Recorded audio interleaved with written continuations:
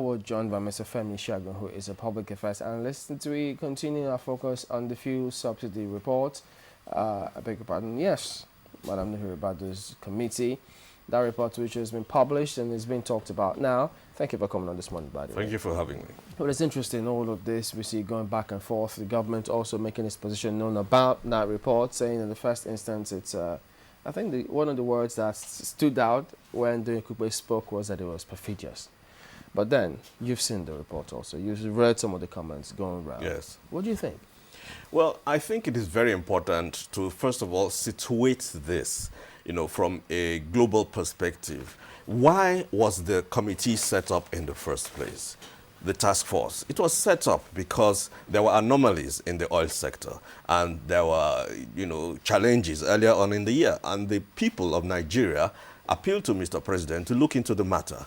And he appointed a committee to do so. He did not appoint a committee of political acolytes and supporters. He appointed a committee of respectable gentlemen, of and ladies, people who are of high integrity. And we're talking about somebody like Nuhu Ribadu. We're talking about Steve Orosai. We're talking about Itwa Igodalo. We're talking about Tony Digbe. We're talking about Olisagbakoba. Are these people considered to be people that you can take lightly? They are not. And, for any report that emanates from this committee to be controverted in the manner it is being controverted in the papers, I believe is highly irresponsible. It is important as a people that we understand that the unity of our nation and the way we promote our nation to external, the external world is taken care of properly. We have a challenge in this nation, and I'm not talking about responsible media like channels. I mean, there are a lot of media houses and print houses that are highly irresponsible. Comments that are not supposed to see the light of day are given preeminence, and they're given them headlines in newspapers, and people's reputations are shut down completely. I mean, we're talking about Mr. Steve Orosai, for instance, is somebody who has served this nation in so many capacities. He's somebody of caliber. He is a chartered accountant. He used to be a partner, a senior partner in Pitman. We went to Pitman, Ogunde, and so on. And he went on to serve in the government. He was PAMSEC at the State House. He was PAMSEC Finance. And then he went on to become the secretary to the head of service. And he solved the intractable problem of the Nigerian Federal Civil Service. As a former civil servant, I stand here before you to say that that Gordian knot that was unraveled is unparalleled in the history of any nation, because we had a civil service that had been totally corrupted by the systems. We had people coming in at assistant director and director level who had HND or even less, and then they would head career civil servants. They would run down the ministries, run down the parastatals, and at the end of the day, the whole country was going to the dogs. Now, this was arrested. It has been turned around. Now, you don't have directors lasting more than 8 years. After 4 years, they have to sit for exams. You no longer have a situation where people are in positions for 20-something years, and yet they have nothing useful to give to politics. All of this just highlighted, Mr. Shagun, sorry, yes. the button there. Loads and loads of Nigerians, they've been commenting on this particular report, and yes. even over the weekend, it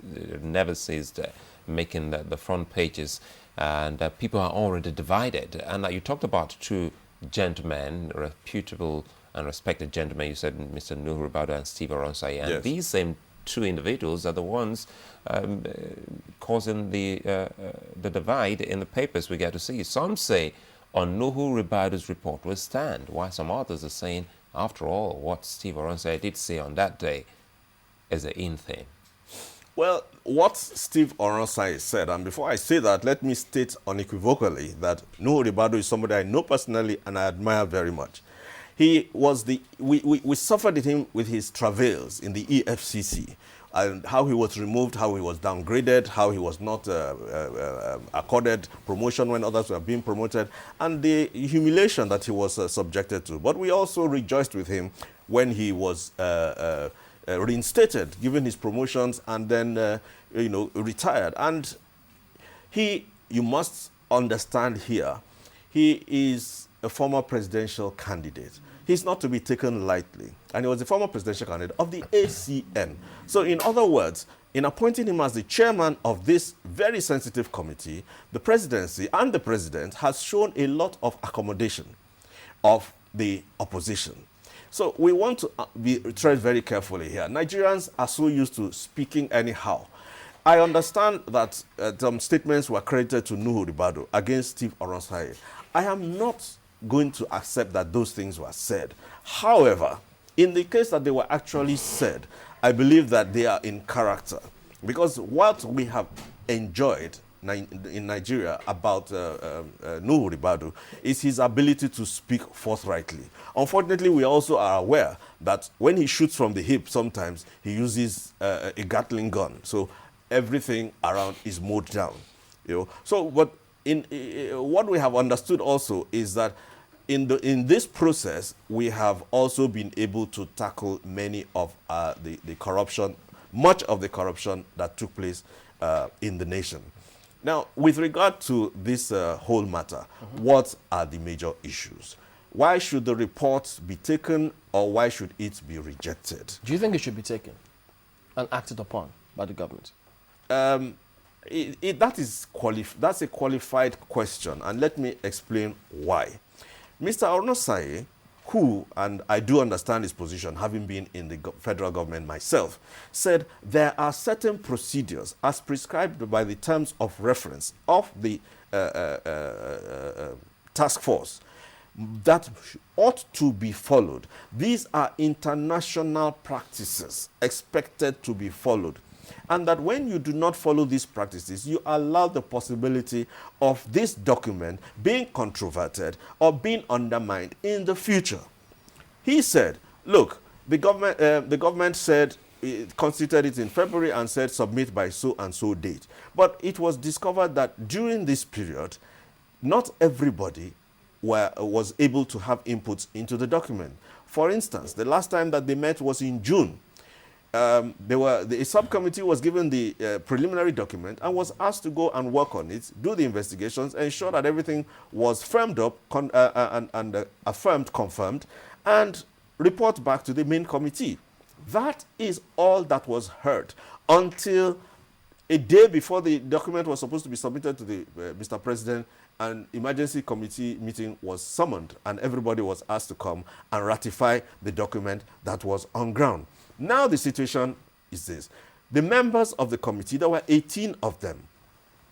Only 8 of them were at the presentation the following day. Only 2 of them, internationally accepted practices, indicate that every member of the committee ought to have signed on a signatory page acquiescing to every fact that was in the document. But what we have here is a document that was only signed by the chairman and the secretary. And even that is controverted because the secretary was not in the country at the time that this thing was signed. So one is asking, or one wonders, how come his signature is on that document? But let us leave. In other words, yes. You don't think that the report should be acted upon by the government? There is a paragraph in the letter that was written to the Honorable Minister in the submission of the document. That letter stated, amongst other things, that there were facts and issues in the document that were not confirmed, and that the committee was recommending, the task force was recommending that the government go further to establish and verify these things. In other words, the work that the committee was supposed to do, it was now handing back to the government, which means that the document is an incomplete document. There are submissions which were based on inferences, references, and so much that was not confirmed. And at the end of the day, you cannot take, I mean, there were eminent people. One of them, a senior advocate of Nigeria, actually took out an advertorial in the papers to say that he was not a part of the submission of the document.